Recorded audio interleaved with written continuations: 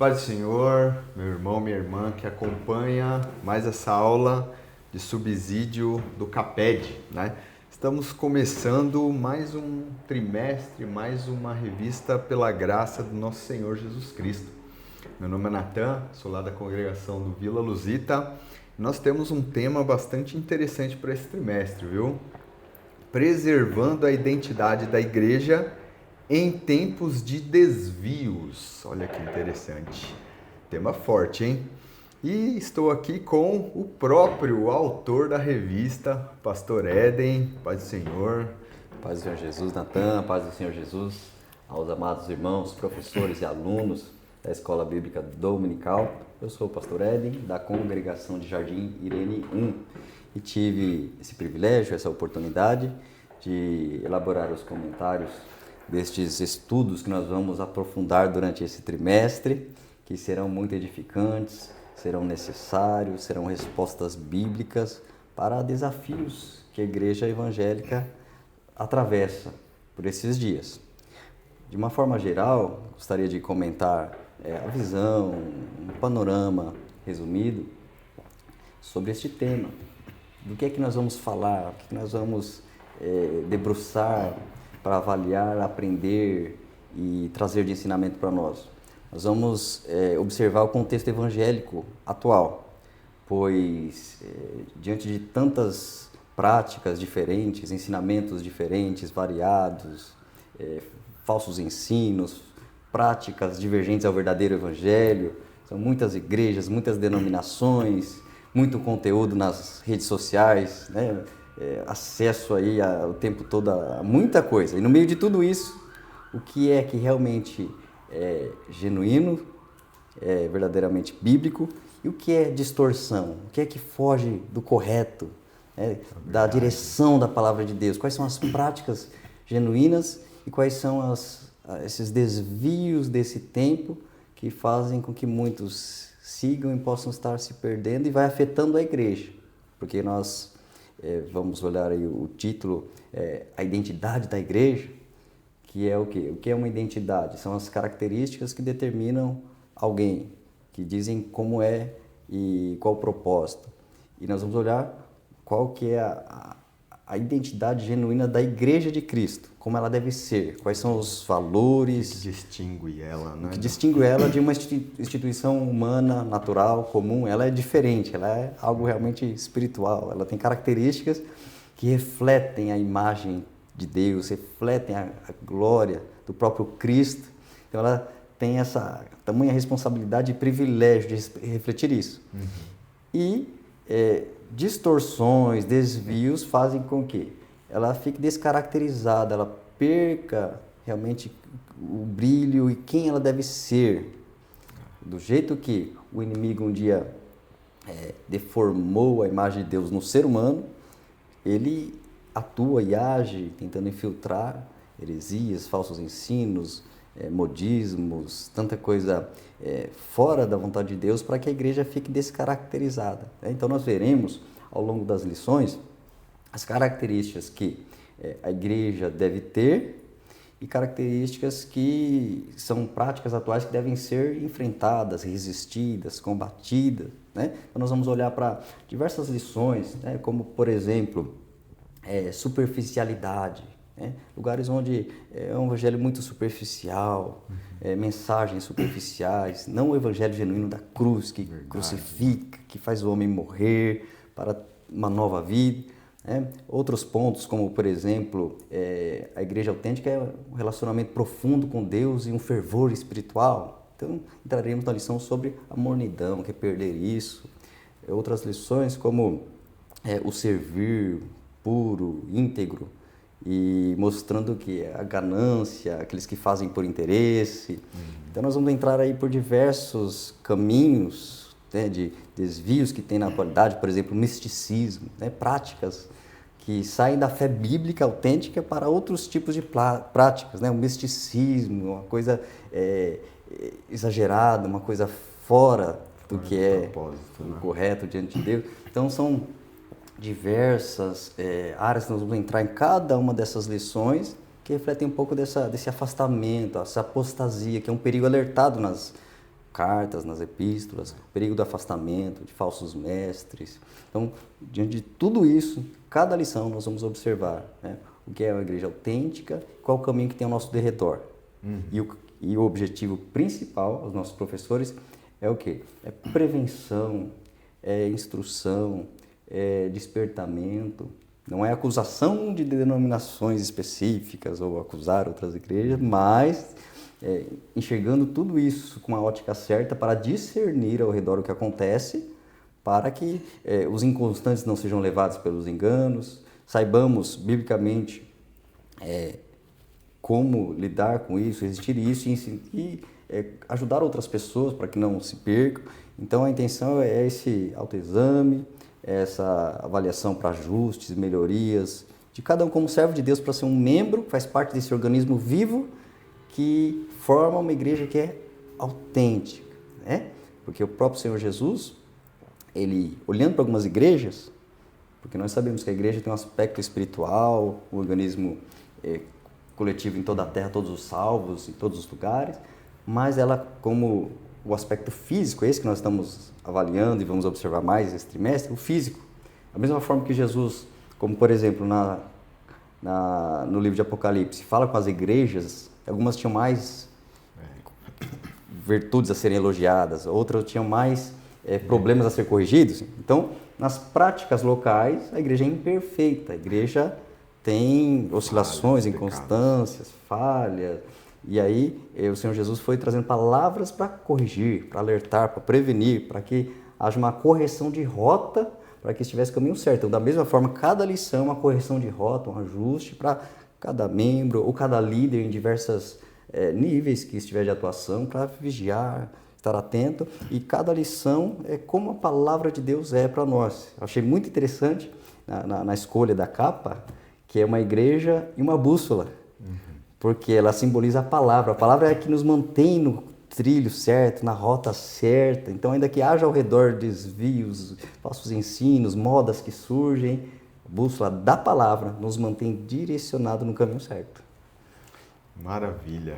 Então, isso é uma lição aí bastante com temas muito propícios aí, né, para a igreja moderna, né?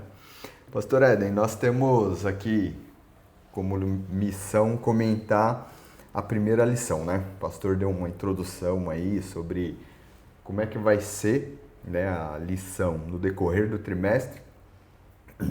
E hoje nós vamos falar sobre a lição de número 1, que tem um título também bastante forte, viu? Identidade espiritual.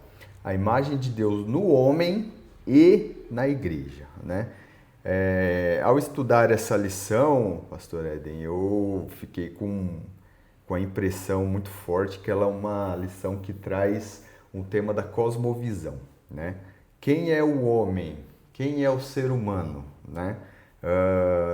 Logo no começo nós vamos falar que o ser humano ele foi criado com um propósito, né? Ele foi criado com um diferencial de outras criaturas, que é a semelhança com Deus, né?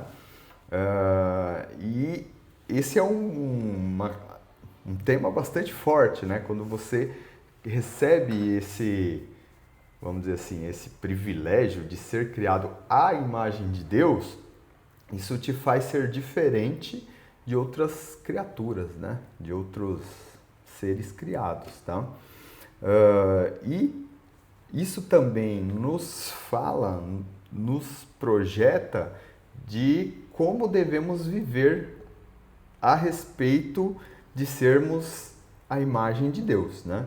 Como que nós podemos, como o pastor reflete acerca disso, como o pastor pensa nessa questão de sermos a imagem de Deus e como nós somos hoje, né? Porque o pecado também deu uma boa estragada nisso, né? Verdade, né? Verdade. De uma forma tão maravilhosa, sublime, Deus forma o ser humano, dá o fôlego de vida, cria este ser de corpo, alma e espírito de uma forma tão complexa, né? Tão bela. E o principal, em meio a toda a criação que o homem está entre outras espécies, ele compartilha dele mesmo.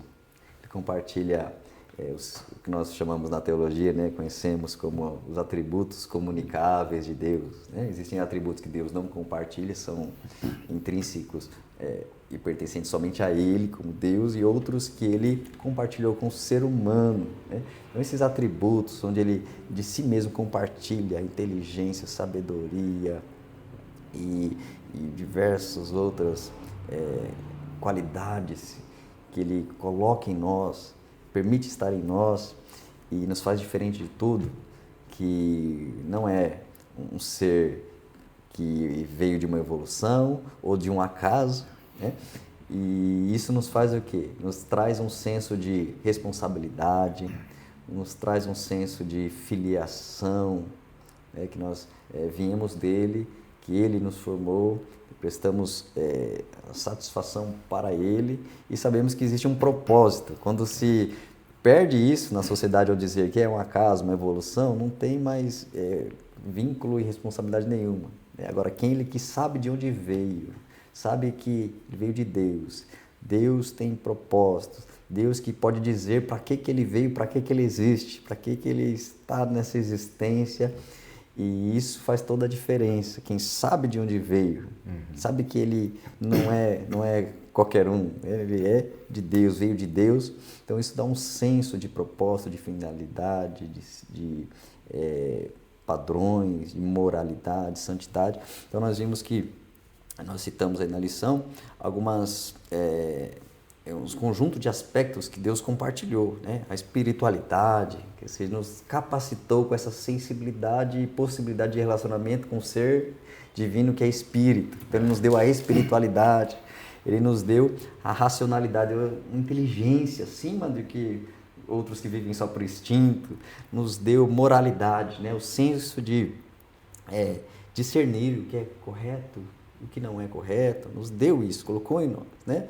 Personalidade, que nos deu essa individualidade, nos dotou de emoções para sentirmos, amarmos, termos compaixão. Então ele colocou tudo isso, então é tão maravilhoso, né? Autoridade, que é autonomia, então nos deu responsabilidade, até criatividade, né? Nos capacita a criar, né? A gente vê engenharia, a gente vê criações, construções, artes, a gente vê tanta coisa que é o próprio Deus compartilhando conosco sua inteligência, sua criatividade, e o homem, quando ele exerce isso, está demonstrando um pouco da glória de Deus. E aí o pecado vem justamente para quebrar isso, para manchar isso, destruir isso. E aí você olha para alguém que vive escravo do pecado, que é o contrário, ele é escravo, a carne manda, o pecado manda, ele não tem mais esse reflexo da imagem de Deus, foi profundamente afetado, né? Profundamente distorcido.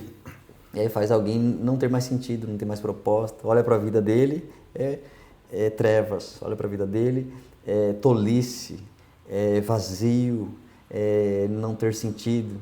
Então esse contraste entre o que está em Deus, sua identidade original, e o que é decaído, não tem uma identidade conforme o que o Criador, né, planejou para ele. Então a gente vê esses opostos. Então realmente chama muita atenção a gente refletir sobre identidade espiritual. Em Deus temos uma identidade, quem somos, né? Realmente quem nós somos e o que faremos e para que vivemos, do que aquele que não tem essa direção.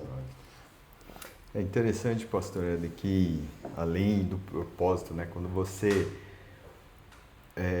pensa, né, que nós somos fruto do acaso, você perde, além do propósito, né, o pastor falou, mas também a responsabilidade, né? Nós lemos lá no relato da criação, né, Gênesis 1, Gênesis 2, quando nós analisamos, principalmente Gênesis 1, né, que ele é escrito de uma forma bastante poética, a gente vai perceber que ali Deus está criando um mundo, né, para Ele, para o próprio Deus, né, um mundo para Ele, e o mundo ele foi criado de uma forma que fosse um templo de Deus, né? Quando você olha, reflete acerca da poesia hebraica ali, você vai perceber que o mundo ele todo dá glória a Deus. Quando você tem um mundo que dá glória a Deus, o mundo ele se torna um templo de Deus. Perfeito. Né? E isso me faz lembrar, né, que Salomão lá, olha, eu construí isso aqui, esse templo, mas o Senhor não pode habitar, nem os céus poderiam te conter. Né? E aí quando Deus cria o homem, ele coloca a imagem e semelhança como se o homem fosse, de certa maneira, o representante de Deus na terra que também é de Deus. Perfeito. Por isso que ele dá a missão, olha, você vai ter que cuidar disso aqui que é meu, né? Refletindo um pouco aí da nossa mordomia. Quando nós entendemos esse propósito, né, que o pastor falou, e também essa responsabilidade de cuidar das coisas de Deus, nós, de certa maneira, não fazemos ou não faríamos coisas que hoje o ser humano faz, né? Destruição da natureza, destruição do outro homem, né? Destruição da própria carne, né? Porque o pecado, ele também, quem vive em pecado, ele se autodestrói, né? Então, quando nós entendemos, ou quando alguns falam que nós somos fruto do acaso, ele também está tirando de nós a responsabilidade de alguém que foi colocado aqui com um propósito e com uma responsabilidade, né, de cuidar daquilo que Deus fez. Né? Verdade. Sempre todo erro, todo engano vai tirando isso do homem. Essas virtudes tão maravilhosas que Deus concedeu, o pecado vem sempre distorcendo isso. Então, desde que a mentira entrou lá no jardim, fez o homem cair, perder aquela intimidade, perder a pureza, perder a paz, perder tudo, da mesma forma o inimigo continua sempre trabalhando para trazer e infiltrar e corroer e adoecer, destruir por dentro. Né? Então, ele atinge o homem, ele distorce valores, distorce a crença, distorce a sua responsabilidade. O homem fica realmente sendo um instrumento do maligno, fica sendo um instrumento de trevas e vai a cada dia se destruindo. Afastar-se do propósito original, afastar-se da identidade original é sempre uma autodestruição. É sempre um abismo que vai chamando outro abismo e afastando cada vez mais. É morte. Vai matando cada vez mais, né? E por isso que em Cristo nós olhamos a restauração de identidade. Né? Então a restauração, porque Cristo é aquele que veio cumprindo aí a obediência plena para transferir para nós a sua santidade, transferir através do seu sacrifício o acesso e tudo de Deus para nós. Né? Nós entregamos nossa vida e recebemos a dele em nós. Entregamos nosso eu, reconhecendo que é condenado à morte, porque o evangelho, a cruz é isso, é executar o homem, é enterrar o homem, é pegar esse homem que reconhece que deveria estar morto e sepultar ele, né? Como até é simbolizado no batismo das águas, né? Sepulta esse velho para receber. Então, aquela identidade original que havia no coração de Deus é manchada, é destruída. Então, em Cristo, agora ele restaura uma nova identidade.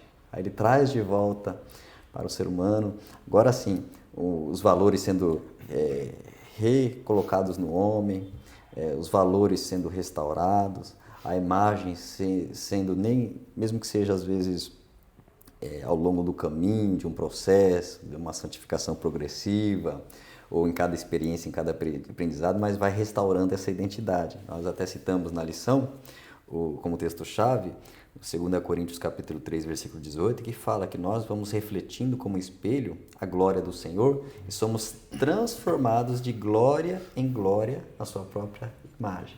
Né? A glória dele me preenche um pouco mais, eu sou então transformado na imagem dele. E eu tenho outra experiência, outro aprendizado, e recebo mais algo de Deus, então de glória em glória vou sendo formado. Então essa identidade vai sendo restaurada em nós, vai sendo restaurada. Nós citamos na lição alguns casos apenas, mas na palavra de Deus tem muito mais. Nós citamos aí Saulo, né, que era o quê? Era um religioso, um perseguidor, e aí em Cristo foi restaurada uma nova identidade, alguém zeloso, intenso, fervoroso no amor a Deus, né, ganhador de almas. Um aqui, por exemplo, citamos o Gadareno, que é ali morada de demônios, ali totalmente em trevas, e uma identidade restaurada após o encontro com Cristo e sai sendo um evangelista, um pregador, um anunciador. Um missionário, né? Ali, né, em Decápolis. E é tão maravilhoso ver Deus restaurando identidades, né? Você pega alguém, vem totalmente destruído, entra, né, num culto, recebe uma mensagem, e ali a palavra como uma espada entra, toca lá no fundo da alma, traz um quebrantamento, um arrependimento, provoca uma entrega a Cristo, e aquela pessoa ali recebe o Espírito Santo, então essa restauração já começa a acontecer, tudo vai sendo mudado, então a identidade vai sendo formada. Então isso é a identidade espiritual no homem, e aí a intenção dessa lição 1 tem a ver com isso, de observar o individual, a identidade espiritual no homem, e partirmos aos poucos para o coletivo. Identidade espiritual do homem e partir para a identidade espiritual de Deus na igreja, como um coletivo, esse grupo agora reunido. É que a gente vai partindo aí para a igreja, né? Esse grupo coletivo reunido. Então, como deve ser? Né? São umas perguntas, como deve ser? Como que é? Quais são as características, valores? Esse grupo, como que deve se portar, agir, qual o efeito? Né? Umas coisas profundas que Jesus falou, olha, vocês agora são sal e são luz nesse mundo, nessa terra, vocês são luz, vocês vão brilhar. Então, esse grupo, por exemplo, é uma característica, será uma das lições, né? O sal e a luz é o quê? O efeito influenciador e transformador na sociedade que está inserida. Então, vai ter uma lição só sobre isso, ou seja, uma igreja, sua característica é ser luz e sal. Se perder isso, está sem a sua identidade, está sem exercer o que Deus quer que ela exerça, não está resplandecendo a imagem de Cristo, porque a imagem de Cristo naquele lugar, naquele ambiente, naquele bairro, naquelas ruas, naquele lugar que ela tem acesso e tem contato, tem que influenciar. Fica irrelevante, né? E é muito legal esse processo, né? Porque a lição ela aborda isso, esse processo contínuo, né? Nós fomos criados à imagem de Deus, o pecado descaracterizou isso, mas em Cristo nós estamos recuperando essa imagem de Deus, né? Nos tornando a imagem de Cristo, né? Como diz lá em Colossenses 1,15, né? Que Ele é a imagem do Deus invisível. Então, quando nós olhamos para Cristo e nos espelhamos dele, né? Como o pastor falou ali no texto-chave, nós vamos se tornando cada vez mais parecido com ele, recuperando a imagem de Deus que perdemos, né?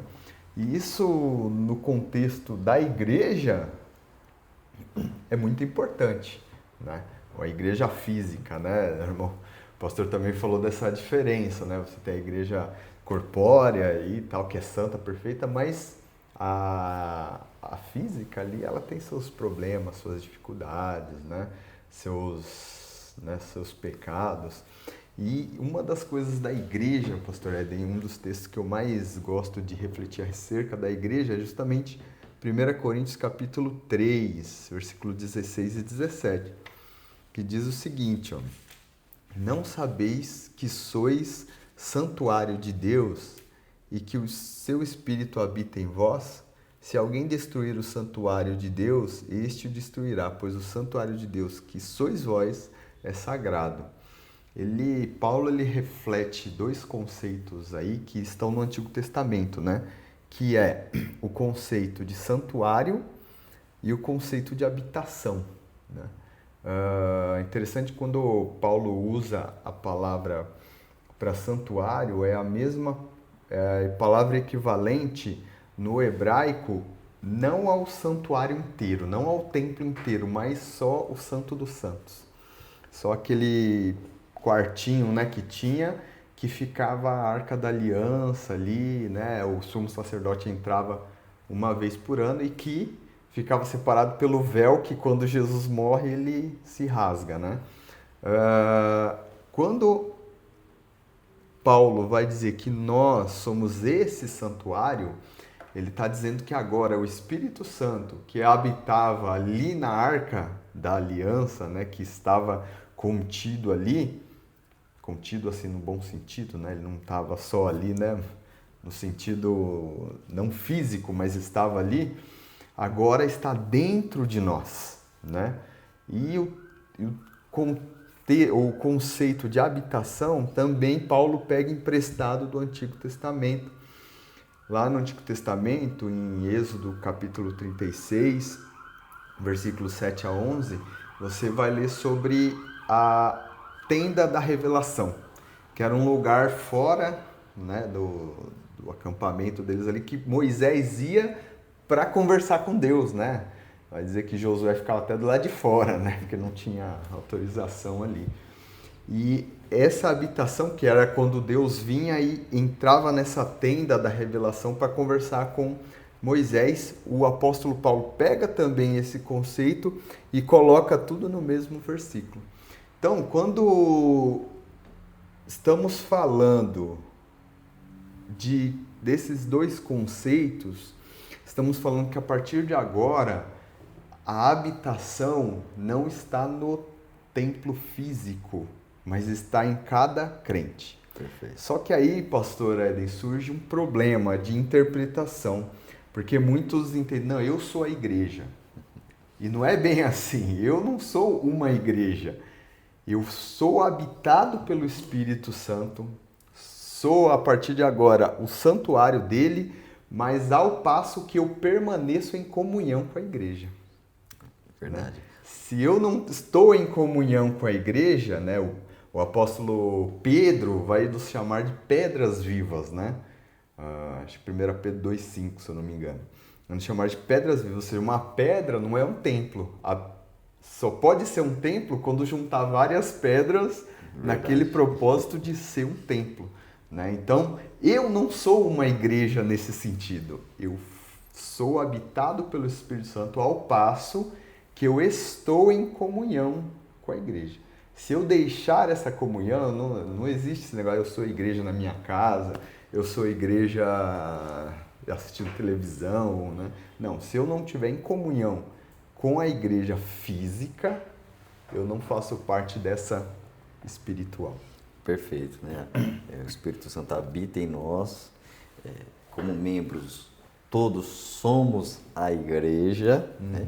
Muito bem pontuado, muito bem destacado, que é também um desvio desse tempo, uns ensinos distorcidos, onde sorrateiramente reforçando isso, não, você é a igreja, você, da forma que você estiver, individualmente na sua casa, você é a igreja, não. O corpo, como membro, somos igreja. Eu, como igreja, sim, ele está comigo em qualquer lugar, ele está comigo na minha casa, ele está comigo onde eu ando, ele pode me usar em qualquer lugar, mas eu desconectado do corpo, eu desvinculado do corpo, eu não tendo compromisso com o corpo, só mostra que realmente eu não estou vivendo como a igreja, o organismo vivo que Cristo quer e estabeleceu na sua palavra, né? E haverá, né, mais adiante dentre as lições, haverá uma especificamente sobre isso, né, que o tema vai ser refutando o individualismo para viver no corpo de Cristo. Então, é uma ideia ao redor na sociedade e no meio evangélico sobre essa desconexão e falta de vínculo. E aí não tem acompanhamento, não tem o servir, não tem o doar-se em favor de um outro membro ao lado, porque eu estou no meu auto-engano, minha autossuficiência, dizendo eu estou bem sozinho. Né? Então vai ter uma lição sobre isso, onde é pontuado sobre desigrejados, e realmente a igreja é um organismo que tem essa vida em comum, vida em conjunto, viva servindo, viva ajudando, vida suportando, perdoando, vida onde o que Deus concede à minha vida como capacidade ou dom é para servir o meu próximo. E o próximo tem algo que eu não tenho, que ele vai me servir e vamos ajudar um ao outro, vamos crescer juntos, servir juntos, se alegrar juntos, né? Ter experiências juntos e Deus vai sendo manifesto de uma maneira gloriosa em todo esse conjunto, né? Essa igreja que é para resplandecer a imagem de Cristo. Né? É uma instituição que nós até pontuamos nessa lição 1, que é algo que surgiu na história. Um povo que tem características únicas, que nunca se viu em lugar nenhum na história. Ainda que houvesse Israel, que é um povo de Deus, que houvesse cerimônias, tivesse revelações, manifestações, profecias, mas um povo inteiro onde é abundante o derramar do Espírito, é abundante o derramar de dons espirituais, manifestações profundas, e tudo isso de uma forma tão intensa surgiu com a igreja. Então, após a obra de Cristo, sua vida, morte e ressurreição, é gerada essa igreja, a noiva é gerada. Essa noiva tem essas características tão intensas e fortes. Um povo que saiu perseguido, mas pregando e ganhando almas. Um povo que saiu perdendo bens materiais, mas levando cura, paz, alegria e vida para outros, né? Fugindo de um lugar, chegava em outro lugar, havia alegria naquela cidade porque um servo de Deus entrou e trouxe a verdade que liberta e transforma.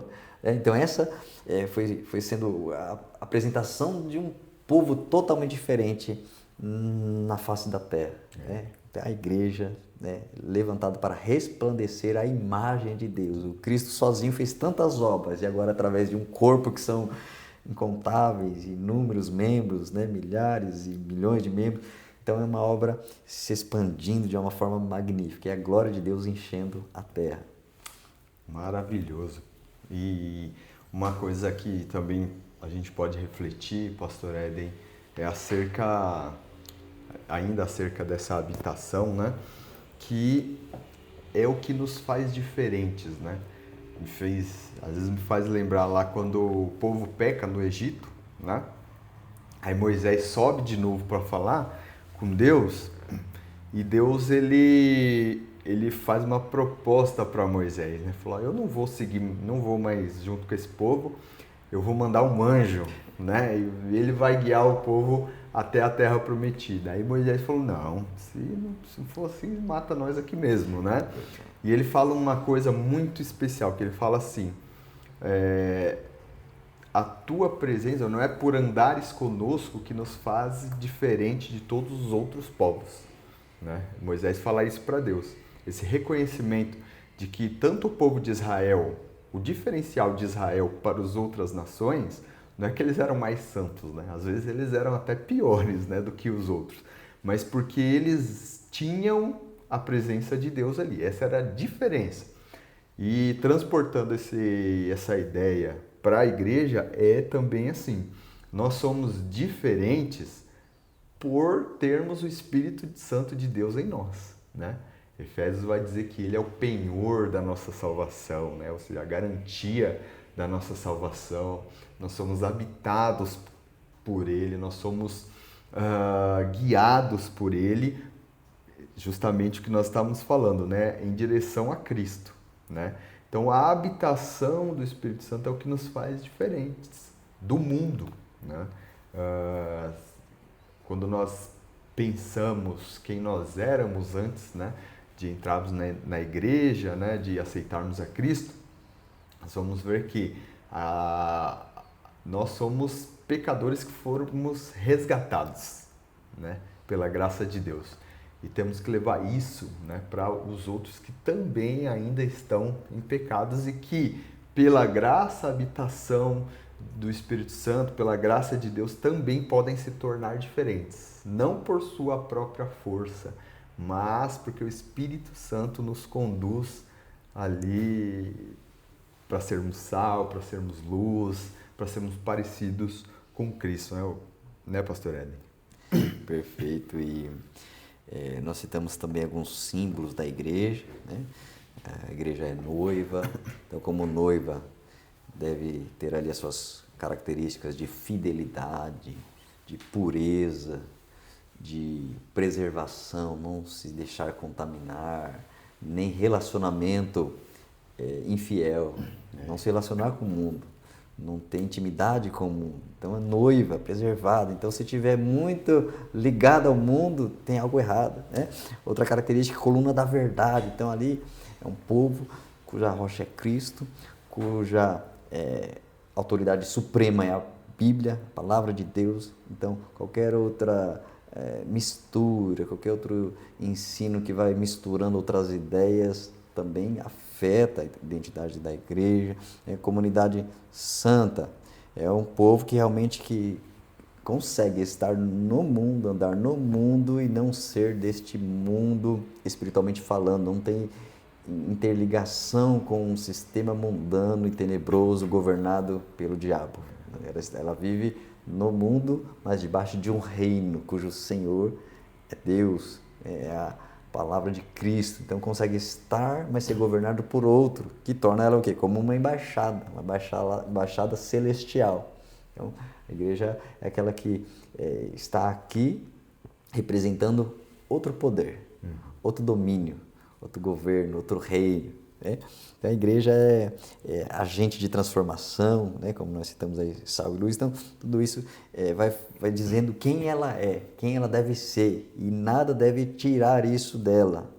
Aí que entra a preservação. Se algo entra sorrateiramente, né? Como o inimigo tenta infiltrar, o inimigo tenta lançar e tornar as pessoas falsas, mentirosas, tenta fazer o pecado predominar, entrar e o pecado continuar. Então tudo isso que tenta manchar a igreja deve ser o quê? Freado, resistido e combatido, né? Para que a igreja permaneça ali sendo preparada para o encontro com o Senhor Jesus. E essa responsabilidade, né? Essa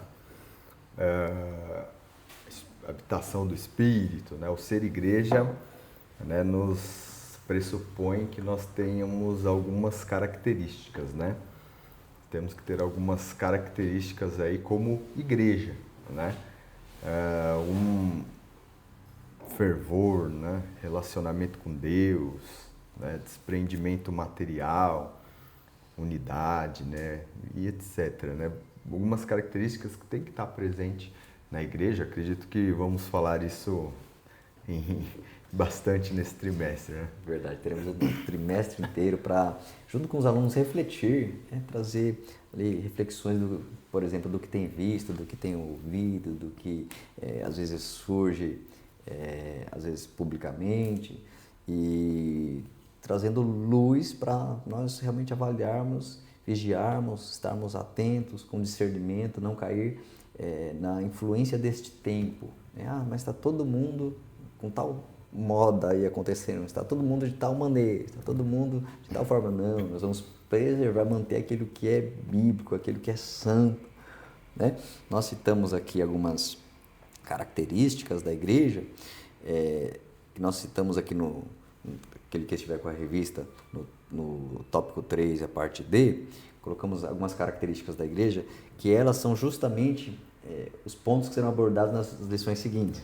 Então, foi propositalmente colocado essas características. Por exemplo, olha, é uma igreja que tem um fervor, né? Ela é intensa com Deus, intensa na sua espiritualidade, a sua busca com Deus. Então, nós vamos estudar o quê? Sobre mornidão. Nós vimos aqui o profundo relacionamento com Deus. Então, sua relação com Deus tem que ser tão profunda, não algo raso, não algo mensagem superficial, vida rasa, sem algo realmente que te leve a uma intimidade cada vez maior com Deus. Nós citamos aí desprendimento material. Por quê? Um dos desvios desse tempo é o quê? É o foco no materialismo, é o mercantilismo, é a busca por resultado na vida, naquilo que eu quero, que eu desejo, que eu quero para mim. Aí, em vez de eu me enquadrar no plano de Deus, é Deus que tem que dar um jeito de se encaixar e fazer as coisas dos meus planos, né? Então tá tudo errado, né? Não é assim. Então nós vamos ver que a característica da igreja são todos esses pontos aqui. Por exemplo, unidade em amor. Então é um corpo que está unido, que está interligado. Ela perde a sua característica quando é toda rachada, fragmentada, cheia de divisões e contendas e grupos subdivididos. E ali, a imagem de Cristo não é essa. Cristo é um grupo que vive o amor, tem a prática do amor, que tem unidade, organismo vivo, é um corpo, serviço íntegro e sincero, né? Porque teremos lições sobre a falta de sinceridade, faz por interesse, faz por reconhecimento, por retorno financeiro, ou por status, posição. Outras características, como por exemplo a essência evangelística. Então como que a identidade da igreja. Ela é um organismo que a sua essência evangelística, ela exala falar de Jesus, ela exala alcançar almas. A identidade da igreja é o quê? Uma igreja que ama almas, ama o crescimento, não por números, quero mostrar números, não, quero ir lá onde Jesus ainda não entrou em tal vida, tal família, tal área, é alcançar lá onde precisa ser liberto, e lá alcançar aquele que está a passos largos para o inferno, e se a palavra chegar e o coração abrir, ela é resgatada a tempo. Então a essência da igreja, a identidade dela é o quê? É alguém que, ela, por si, ela é evangelística, não é um evento evangelístico marcado a cada X meses. Faz parte do dia a dia, da cultura dela, da rotina dela, que é trazer almas, é falar para as pessoas, é convidar, é estar tão contagiante aquele meio que as pessoas vão se achegando e ficando. Né? Então faz parte. Então nós citamos, né, essas características nesse ponto da lição 1, é justamente já abrindo o leque das principais características da igreja. Né? Por exemplo, fé bíblica, porque nós teremos um contraponto de lição que fala sobre aquilo que não é uma fé sadia, fé distorcida, exagerada, fé divergente. Né? E citamos aí que a igreja ela tem uma santidade, moralidade absoluta, porque há no meio evangélico até o relativismo, interpretações bíblicas que levam a abrir grandes brechas e portas para o pecado entrar e ficar do mesmo jeito. Justificar o pecado. Justificar o que a carne quer. Então, o que é isso? Uma grande distorção. Então, cada um desses pontos, né, a gente vai, no decorrer desse trimestre, entrar para que brechas sejam fechadas, dúvidas sejam sanadas, dificuldades de pessoas ao redor possam ser identificadas e vidas ser ajudadas, auxiliadas, e o que houver de erros nas próprias práticas serem ajustados, melhorados, corrigidos. Então, é um despertar como membro, despertar como igreja. Olha, como igreja eu preciso melhorar para realmente refletir a imagem de Deus. Eu estou com um propósito um pouquinho, né? Um pouquinho errado, agora estou sendo alertado nessa lição. O propósito é eternidade, é céu, é resplandecer a imagem dele. Então, tudo isso nós vamos aprofundando em todo esse trimestre. Glória a Deus, né, Pastor Éden? Acho que esse trimestre vai ser bem proveitoso para nós, né? Para nós corrigirmos algumas coisas que estão fora, né, do ser igreja. Não deixe de estar presente em todas as lições, né? Faça esse propósito de estar presente na escola bíblica dominical, um momento de muito aprendizado, né? Você que é professor, que Deus abençoe sua aula, que seja uma bênção na sua vida. Você que é aluno, que Deus te abençoe da mesma forma. Não deixe de estar presente na escola dominical, né? É isso, pastor Éden. Para finalizar, diante desse convite, professor Natan, que você realmente venha para a escola dominical, participe de uma forma ativa, de uma forma presente, abrindo o seu coração, seu entendimento para crescer mais e mais. E como mensagem final sobre esse tema que nós ministramos hoje, que nós vamos ter isso em nós, a imagem e a glória de Deus em nós, é o que nos dá propósito, é o que nos dá direção, que nos dá o que fazer e o que viver nessa terra, porque só faz sentido se refletirmos o querer dele, a imagem dele, como servos, como igreja. O Senhor conta conosco para estarmos no caminho estreito, na porta estreita, mas que é o único que reflete de verdade, que reflete verdadeiramente uma igreja autêntica, uma igreja que realmente reflete Deus no mundo. Deus quer refletir sua imagem através de cada um de nós. Que Deus abençoe grandemente a sua vida, seja um trimestre de muito aprendizado e edificação e fortalecimento espiritual. Deus te abençoe grandemente, em nome de Jesus. Amém.